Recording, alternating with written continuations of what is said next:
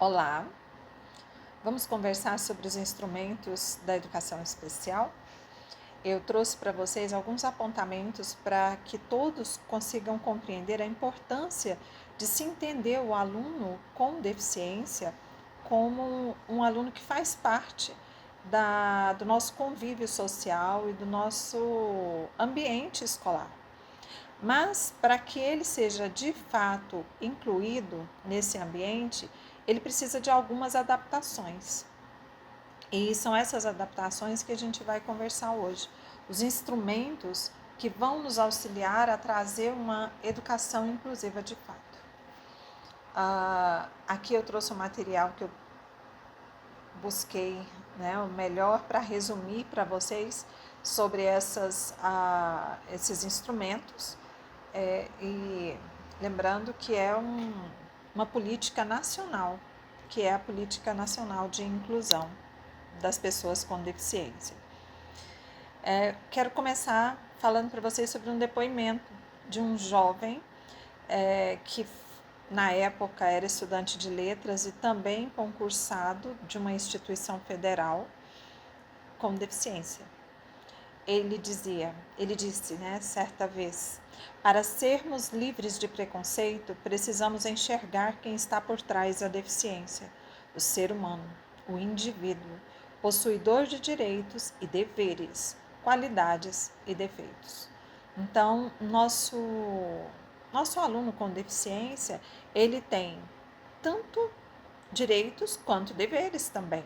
Não são só direitos, mas ele tem que cumprir as regras, né, da escola, assim como ele tem os direitos dele de uma educação com a flexibilização, que a gente sabe que é necessária. Ele tem também qualidades e tem defeitos. Tem suas potencialidades, eu ainda acrescento, e tem suas necessidades. Então, a gente precisa de ver esse estudante como um indivíduo. Muitas vezes, ele está ali esquecido no canto de uma sala por ter um profissional que o acompanha, um profissional de apoio ou um intérprete. Muitas vezes, devido à sobrecarga de trabalho que o professor regente tem, esse estudante com deficiência passa desapercebido, não é visto, né? E a gente precisa de enxergá-lo como um indivíduo que tem dificuldades, sim, todos nós temos, mas tem suas potencialidades e tem suas necessidades de inclusão. Bom, então saindo um pouco dessa esfera de entender quem é o aluno com deficiência, porque isso eu sei que muitos já sabem, vamos falar sobre as orientações pedagógicas que nós estamos enviando ao longo desse ano. A Gerência de Educação Especial enviou durante o decorrer desse semestre algumas orientações pedagógicas para a inclusão do nosso estudante com deficiência. E eu condensei aqui as principais em relação aos instrumentos que vamos utilizar com esse aluno. Os instrumentos que devem ser colocados no drive, que nós usamos para o registro do nosso trabalho com o aluno com deficiência, que são a avaliação diagnóstica, o plano educacional individualizado, PEI, diário de bordo e o relatório bimestral e anual. Esses instrumentos pedagógicos compõem os serviços e recursos de apoios especializados para os estudantes públicos da educação especial da rede estadual de ensino. E também compõem esses serviços de uma rede em nível federal. Eles são utilizados em todo o âmbito federal e nós temos esses modelos que vamos passar para vocês, já estamos passando para vocês desde o início do ano. A portaria 1261 de 2024 traz o artigo 1º que institui a avaliação diagnóstica, o Plano Educacional Individualizado, PEI, e o relatório de aprendizagem e desenvolvimento como instrumentos pedagógicos que compõem os serviços e os recursos de apoios especializados para os estudantes da educação especial, como eu falei anteriormente. O artigo 2º determina que as unidades escolares da rede estadual de ensino incluam no projeto político-pedagógico e implementem a avaliação diagnóstica, o PEI, e o relatório de aprendizagem e desenvolvimento. Então, é necessário que, a partir desse ano, 2024, todos esses instrumentos sejam trabalhados nas escolas e sejam também incluídos no PPP, no projeto político-pedagógico. E como que vocês vão registrar esses documentos? No Drive da Gerência de Educação Especial, que eu vou mostrar mais na frente para vocês. Então, iniciando com a avaliação diagnóstica, eu pergunto: em que medida o professor compreende e valoriza as diferentes manifestações dos estudantes diante das tarefas de aprendizagem? Então, o professor sabe que os alunos aprendem de maneiras diferentes, têm níveis de conhecimento diferentes e de habilidades diferentes e de limitações diferentes. A gente tem uma observação, tem que fazer como professora, eu sou professora a vida toda, nós temos que fazer a observação do processo de aprendizagem para a elaboração do planejamento de ensino. Então, antes de fazer meu planejamento, eu preciso de avaliar em como que está o conhecimento do meu estudante.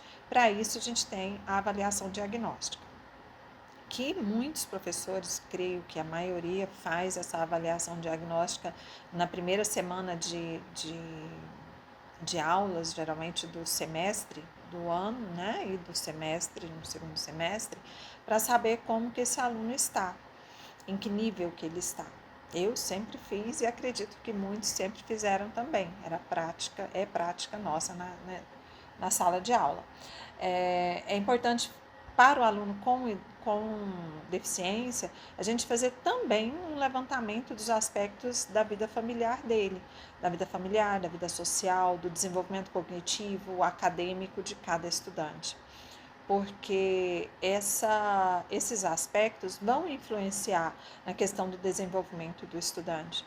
Se é um aluno que é estimulado pela família, se é um aluno que é estimulado no meio social, se ele faz terapias fora, se ele está com um desenvolvimento cognitivo semelhante aos seus pares ou precisa de um acompanhamento maior, né? Como que está o conhecimento acadêmico dele. Essa avaliação vai ajudar os professores para a proposição de atividades e metodologias mais assertivas, atendendo e observando as necessidades e particularidades dos estudantes e a promoção do aprendizado dele e do desenvolvimento, que é o que a gente busca com o nosso estudante. Quem é responsável pela avaliação diagnóstica? Todos os profissionais da unidade escolar. Repito, todos. Os professores regentes, o profissional de apoio escolar, os coordenadores pedagógicos, os intérpretes ou guia de intérpretes de Libras, o professor de AE, quando a escola tiver um, e a família. Então, todos os participantes ali da esfera escolar são responsáveis por essa avaliação diagnóstica. Lógico, coordenado pelo coordenador pedagógico, que é quem vai tomar a frente disso, tá? Quando a escola tem o professor de AE, o professor de AE também pode se responsabilizar por essa avaliação, porque ele também faz a avaliação na sala de AE, que é um pré-requisito. Então, é uma das ferramentas que o professor de AE tem, além, né, de outras que são diferentes daquelas que vocês farão em sala de aula como professores regentes. Essa realização da entrevista é obrigatória. O Plano Educacional Individualizado é um documento que vai nortear a condução da ação pedagógica junto aos estudantes com comprometimento intelectual, que são os estudantes com deficiência intelectual, o autista, que tem TEA, o estudante com síndrome de Down, com paralisia cerebral, com deficiência múltipla ou outras síndromes. Então, esses alunos que têm algum tipo de comprometimento do intelecto vão precisar do PEI, vão precisar do plano educacional individualizado. Então, vocês me perguntam, e o aluno cego, o aluno surdo? a não ser que tenham um comprometimento intelectual, eles não vão precisar do PEI. Eles vão precisar do PEI somente se tiverem também uma deficiência intelectual ou alguma outra deficiência, caracterizando uma deficiência múltipla. Tem o objetivo, esse PEI tem o objetivo de buscar a garantia do acesso ao currículo e à aprendizagem dos estudantes com deficiência. Ele vai ser elaborado e sistematizado de forma colaborativa. Nós temos ali um espaço que o funcionário da secretaria pode fazer, um outro espaço que o professor de AE, junto com o coordenador pedagógico e regentes, podem fazer. E a terceira parte que eu vou mostrar para vocês, que cada professor de cada componente curricular precisa de desenvolver a sua parte, que vai entrar ali com a sua parte específica, né? O seu componente específico. O professor regente é o responsável pela condução da elaboração e sistematização do PEI. E ele envolve também coordenadores pedagógicos e profissionais de apoio. Enquanto a avaliação diagnóstica era de responsabilidade geral, o PEI é de responsabilidade dos professores regentes. Vamos entender um pouquinho sobre esse PEI. Quem já abriu o documento já percebeu que tem ali para a gente poder planejar, tanto em relação aos aspectos cognitivos, quanto em relação ao comportamento adaptativo. Então, eu vou explicar aqui brevemente para vocês o que é cada um deles. Os aspectos cognitivos dizem respeito à cognição, logicamente, que é o ato de processar as informações, de entender, de coletar, de absorver essas informações e fazer um processamento cognitivo delas. Atendem às funções de perceber, integrar, compreender e responder adequadamente a todos os estímulos do ambiente. Pensar e avaliar como e o que fazer para cumprir uma tarefa ou uma atividade social. Então, a forma como ele trabalha aquilo que é solicitado para ele, como que ele manifesta essa compreensão e como que ele responde ao que é solicitado. A cognição, em conjunto com outras partes funcionais, são responsáveis pelo processamento de informações diversas do cérebro, como ler, escrever, pensar, perceber sons, estímulos visuais, entender símbolos, perceber a face do outro em uma interação interpessoal, sentir algo e diversas outras informações que chegam a esse aluno que ele precisa de processar para poder estar em interação, desenvolvimento e aprendizagem. Então, esses são os aspectos que a gente vai observar. Aqui tem algumas habilidades cognitivas que a gente pode trabalhar ali com o estudante, que é a antecipação, né, para ver se ele vai entender o que você está trazendo, a atenção, a linguagem, a compreensão. A gente sabe que tem estudantes que chegam à escola, mesmo a escola comum, e que não tem ainda a fala, né, mas às vezes tem a linguagem, ele consegue entender o que está acontecendo. Na maioria das vezes ele consegue compreender, sim, só não é compreendido muitas vezes por falta dessa questão da fala. A metacognição, que é entender, né, como ele vai aprender. A emoção, nós sabemos que tem estudantes que têm dificuldade em demonstrar emoção e de absorver e entender a emoção do outro, mas isso é uma característica que pode ser observada e trabalhada também. A aprendizagem, pensamento lateral, se pensa de uma forma só, a organização, a capacidade de abstração, planejamento, como que ele se organiza para fazer as atividades ou ele não se organiza. Foi dada a ele oportunidade para ele se organizar, foi mostrado a ele como fazer isso, né? A previsão afetiva, a criatividade, a autorregulação, ele consegue se organizar ali, regular seu comportamento sem ter uma crise, em qual momento que ele vai ter uma crise, a gente pode antecipar isso, né? No caso do aluno que tem, às vezes, essa desregulação, a gente precisa de trabalhar com ele a autorregulação. Respira, né? Leva esse aluno, esse estudante para um outro ambiente, né? Sempre é bom contar com alguém que possa fazer isso. Raciocínio, inteligência emocional, a motivação, memória. Tem estudante que você fala para ele algo hoje bem básico, amanhã ele já não sabe, então tem que trabalhar aquilo todos os dias para que ele possa trabalhar aquele conhecimento. A percepção, né? Será que ele está observando o que está acontecendo ao redor ou não? Aquilo não faz sentido para ele. Então, as habilidades cognitivas são diversas e é bom a gente estar atento a essas habilidades na hora de fazer o nosso planejamento. Esse estudante pensa dessa forma, então eu vou trabalhar com ele dessa outra forma. Tá? A gente pode pensar nisso depois juntos. Agora, o comportamento adaptativo, que nós temos que entender para poder construir o nosso planejamento educacional individualizado. Como que esse estudante cuida de si mesmo? Como que ele se relaciona com os outros na vida diária? Isso tem a ver com o comportamento adaptativo, com as suas habilidades sociais. Diz respeito à sua independência pessoal e à responsabilidade dele social, junto aos colegas, aos professores. Está relacionado muitas vezes à idade e não tem relação exata com limitações intelectuais.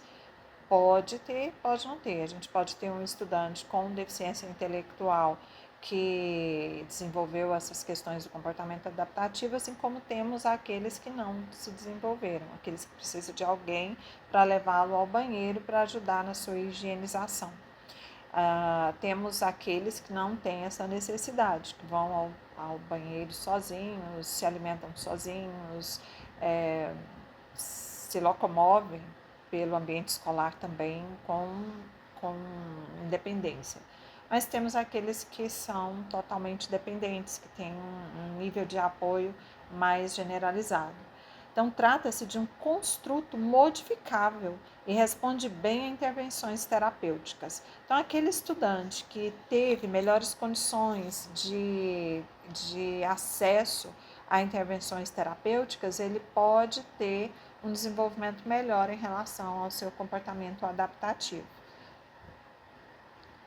Então, esse comportamento adaptativo tem a ver com as habilidades conceituais de comunicação e de funcionalidade dessa comunicação, habilidades sociais em relação à sua vida familiar, ao convívio com os colegas no espaço ali da escola e em outros ambientes, e uso comunitário, saber jogar o lixo no lixo, saber guardar seus materiais, seus pratos e tudo mais.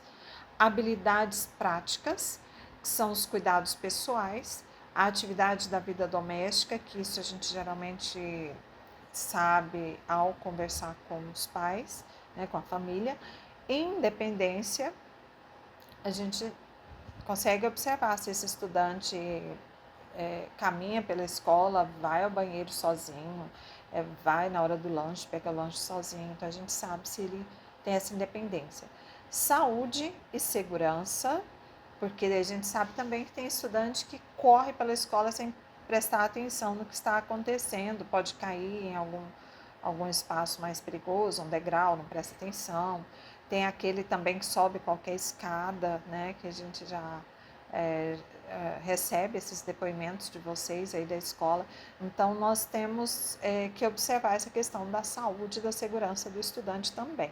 Como que ele se comporta em momentos de lazer? Ele sabe lidar com o outro, ele sabe o momento certo para lazer e eles têm esse momento. E a questão do trabalho, né? Se ele consegue entender qual é a parte dele ali no momento de fazer algo, de produzir, né? Se ele é produtivo. Então, agora é o momento do diário de bordo. O diário de bordo é um instrumento que será preenchido tanto pelo intérprete quanto pelo profissional de apoio escolar. eles precisam de registrar nesse diário, apesar do nome ser diário, ele é feito de modo quinzenal. Nesse diário de bordo, as observações e análises sobre a aprendizagem, os avanços e necessidades de cada estudante. Como que esse estudante está? Se ele está aprendendo, se ele está avançando, tá? Essas informações devem ser compartilhadas com o professor regente, com o coordenador pedagógico e o professor de AEE. E os registros vão contribuir para a elaboração do planejamento, né, do PEI, e para a sistematização do relatório de aprendizagem, que é bimestral, e no final do ano também, para a gente poder ter o aproveitamento do aluno com deficiência. Então, o diário de bordo vai contribuir nesses aspectos. Então, vamos ver como é o acesso ao Drive da Gerência de Educação Especial para colocar os instrumentos de avaliação diagnóstica, planejamento educacional individualizado, o PEI, e relatórios dos estudantes com deficiência. Primeiro, precisamos fazer login no site do Google com o e-mail educacional, que é o e-mail feito para todos os servidores da SEDUC. E tem o @admin.educa ou @educa. Aqui eu já fiz o meu login, carina.cunha@educa.gov.br. Quem não conhece esse e-mail precisa entrar no SIG, em dados do servidor. Lá está o e-mail Educa. Quem não sabe a senha precisa fazer um saque no site da SEDUC, solicitando a senha do e-mail educacional. Não é o e-mail institucional. Atenção! Esse e-mail tem limitações no Drive. Precisamos do e-mail educacional, que dá maior acesso, o @educa ou o @admin.educa. Com ele, você vai poder liberar o acesso aos demais professores, profissionais de apoio, que forem colocar os seus relatórios, planejamentos e avaliação ali no Drive. Então, fizemos o login no Google, vamos buscar o Drive. São essas bolinhas que vemos no canto direito da tela e vamos entrar aqui no Drive. Entramos e vamos buscar a pasta da educação especial da sua escola. Localizando aqui, nós vamos encontrar os drives compartilhados comigo, que são todos os drives que as gerências, a SEDUC vão compartilhar com vocês, a CRE, e vamos procurar. O meu, eu tenho todas as escolas, então vocês vão procurar qual é a escola de vocês aqui. Aliás, vocês vão entrar já direto na escola de vocês. Eu preciso visualizar todas para poder acompanhar todas as escolas e dar as orientações que vocês precisam. Então, entrou no Drive da escola, vamos supor que a gente faz parte dessa escola aqui. Então, vocês vão colocar todos os documentos dos seus estudantes nesse Drive. Eu já montei as pastas dos estudantes que têm laudo aprovado no SIG, tá? Somente aqueles que têm laudos aprovados. E já cadastrei em todas as escolas. É lógico, tem aluno que saiu, tem aluno que entrou, a gente vai atualizando com o tempo, tá? Não precisa de vocês atualizarem, vocês podem me informar que eu atualizo, porque às vezes tem documento já desse aluno ali na pasta, a gente não pode remover, tá? Eu tenho que transferir essa pasta para a escola para onde ele foi, para onde ele está matriculado, assim a próxima escola vai ter acesso à avaliação.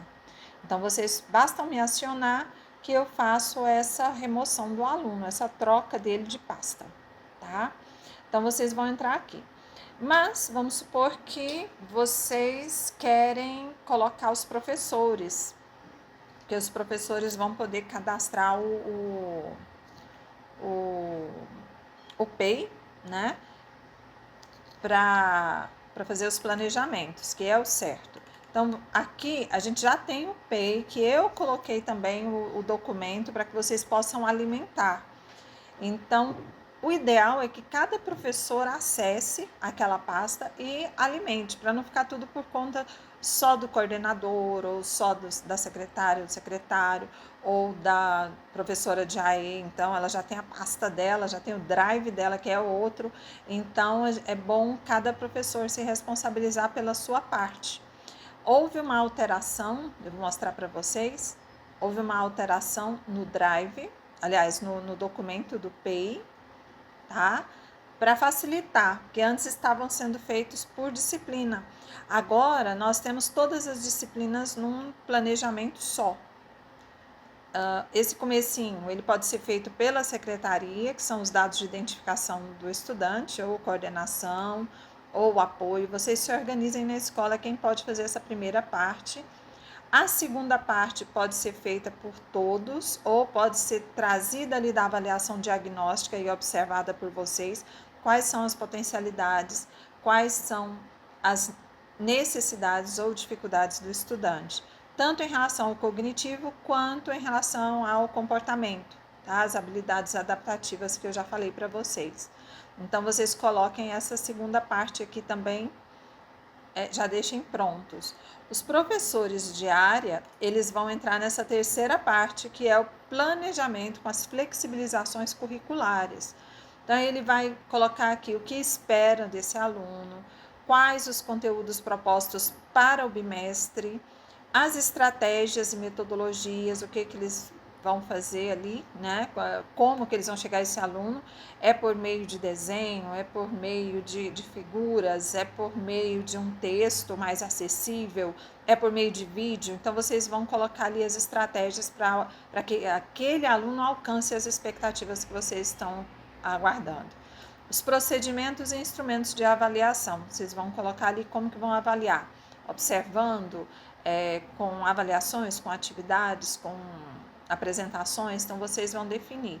E o nome do professor, não precisa assinar, igual estava sendo feito antes, não precisa dessa assinatura, basta colocar o nome aqui na frente. Então, cada professor vem, escreve a linha dele por bimestre, uma vez só a cada bimestre, e está pronto o planejamento, tá? Então, será feito dessa forma. Voltando lá naquela parte de como que os professores vão ter acesso, que é algo que eu estou orientando algumas escolas de forma pontual, eu vou mostrar para vocês aqui como que vocês vão fazer. Em primeiro lugar, em fevereiro, eu pedi os e-mails Educa de todos os gestores e secretários daqui de Goiânia. Muitos me enviaram, né? Alguns ainda não me enviaram, mas estão sentindo já a necessidade de enviar esses e-mails. Pode ser coordenação também, não tem problema. Vocês definem na escola quem ficará responsável. Então, esses e-mails que vocês me enviaram, eu entrei na pasta da escola e coloquei como editor. Então, se você entrar com seu e-mail Educa, aqui não teve nenhum diretor. Se você entrar com seu e-mail Educa, você vai poder adicionar os professores, vocês vão poder liberar os professores para poderem fazer esse cadastro dos alunos do PEI ali no Drive. Então, eu preciso que vocês tenham aqui cadastrado o e-mail de vocês. Vamos ver essa pasta aqui. Aqui muita gente já está. Então, vocês vão ver nomes que vocês vão achar estranhos aqui, é o pessoal da gerência, tá? Além de mim, tem aqui o gerente, que é o professor Weberson, e outras técnicas da gerência. A Mônica, a Ana Maria, que é a Ana Carneiro, o Eslaine. Então, aqui a gente tem assistente social, temos técnicas, pedagogas, que vão acompanhar também para ver como está esse andamento desse estudante. Então, tá aqui, ó. Sandra.Castilho faz parte da escola, Eliane é a diretora. Então, aqui já tem. Então, essas pessoas vão poder cadastrar os professores para poderem entrar. Se eles enviarem o link, como que envia o link? Copia o link aqui e manda pelo WhatsApp mesmo para a sua equipe da escola, para eles poderem acessar. E depois, com o login feito, vocês vão poder liberar o acesso para essas pessoas. Eu tenho escola que já tem bastante professor, tá vendo? Já tem bastante professor cadastrado, que já estão alimentando aqui as planilhas. A professora de AE até separou entre matutino e vespertino para facilitar a vida dos professores. Então, olha aqui o tanto de professores que já entraram. Então, aqui, ó, então já tem muitos professores que já têm acesso ao Drive. Foi feito um trabalho em conjunto, então, além do pessoal da gerência, além de mim, ainda tem a professora de AE, a coordenação, direção, secretário e vários professores de diversas áreas que já estão acessando o Drive. Como que eles fizeram? Copiando o link, tá? Copiando o link e enviando para a equipe. Eu ajudei liberando alguns, mas como eu vi que vai ser um trabalho que vai demorar bastante, se vocês forem aguardar que eu libere, eu preferi fazer esse vídeo e mostrar como vocês vão fazer para poder terem acesso, para poder fazer essa liberação. Vai ser mais rápido, tá? Porque eu tenho 100 escolas. Vocês vão cuidar, cada um com a sua escola, vai ser rapidinho, vocês liberam esses acessos. Então, basta enviar o link da forma como está aqui, copia o link e envia. Aí vai aparecer uma mensagem. Aqui não tem, mas tem uma mensagem em cima, bem aqui em cima, pessoas aguardando liberação de acesso. Aí vocês vão, apenas cliquem em compartilhar, e o acesso será liberado e a pessoa já vai poder alimentar o Drive. Certo?